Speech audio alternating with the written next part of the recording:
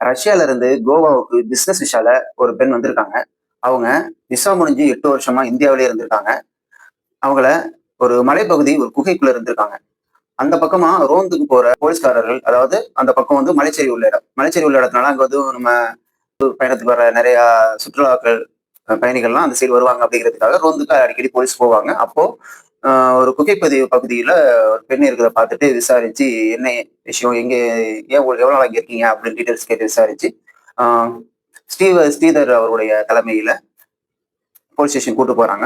கூப்பிட்டு போயிட்டு அங்க விசாரிக்கும் பொழுது, "ஏன் அங்க இருக்கீங்க? அது நிலச்சரிவு உள்ள இடம்." அப்படின்னு விசாரிக்கும் பொழுது, "இல்ல, நான் ரொம்ப வருஷமாவே நான் அங்க தான் தங்கியிருக்கேன். எனக்கு எந்த பிரச்சனையும் அதனால இல்ல." அப்படின்னு விஷயம்லாம் சொல்லியிருக்காங்க. அவங்களுக்கு ஆமா, பிரேமா அப்படிங்கிற 4 வயசுல ஒரு குழந்தையும், 6 வயசுல ஒரு குழந்தையும் இருக்காங்க. அவங்க அங்க சந்தோஷமா தான் இருந்துட்டாங்க.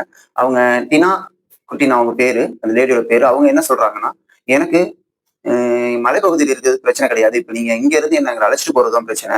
ஏன்னா, மலைப்பகுதியில் உள்ள பாம்புகள், மிருகங்களை விட எனக்கு மனிதர்கள் தான் பயமா இருக்கு.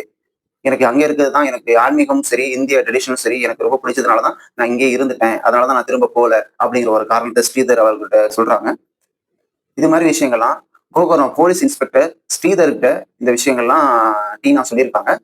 அவங்களுக்கு ரஷ்யா போறதுக்கான ஏற்பாடுகள் எல்லாம் இந்திய போலீஸ் அரசாங்கம் பண்ணிட்டு இருக்காங்க.